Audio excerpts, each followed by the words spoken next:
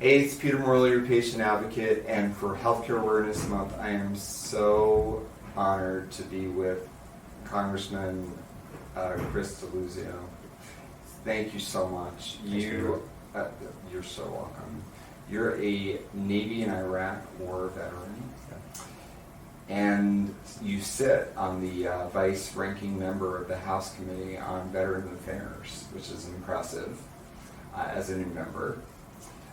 What I'd love to know is what are some of the things that you and your fellow veterans face? Yeah.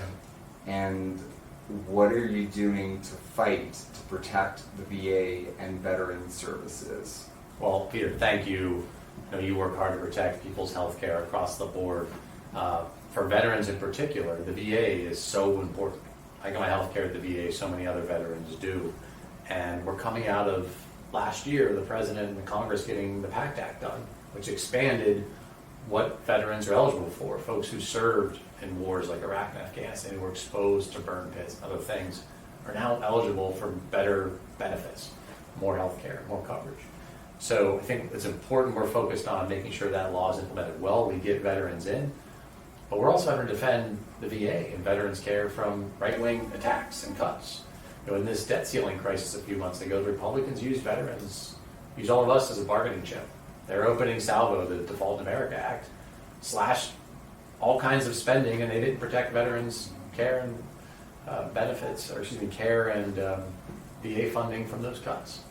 So we're playing defense in some ways, and that's too bad. We should be, and I think this country has a sacred obligation to care for those who served. I want to have every part of protecting that bond and making sure we live up to it in this country. So I'm fighting to protect veterans' care. I'm seeing ballooning costs out in the community relative to what the VA pays for care itself. So we've got to make sure we're not wasting public dollars. The veterans are getting the best care and not getting ripped off.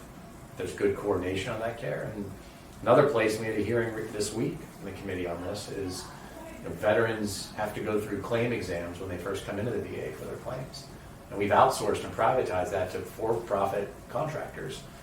There's not much oversight, or not enough oversight, I think, of the jobs they do. We're going to make sure the veterans are getting a square deal, that the public's money is not wasted in these contracts.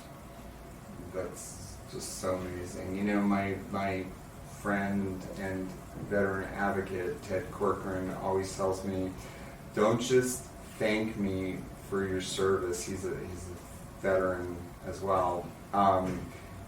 Show us how you're going to do it. And he's so right when he says that. And you are doing the work, and it is such an honor to meet with you and to hear about this, because veterans are often overlooked and often underserved. So Thank you so much from the bottom of my heart. Thank you. It's a real honor. And I'll say this, and I'll leave with maybe one last thought. Plenty of folks had no problem sending Americans off to 20 years of war. And it is obscene to me to hear people talk about fiscal responsibility who supported those wars now when it comes to veterans care. We, again, in this country have an obligation to care for everyone who served, and certainly the folks we sent off to fight. And I think if we lose sight of that, we lose the soul and the heart of who we are as Americans. So I'll keep fighting for veterans care, and thanks for what you're doing. Thank you.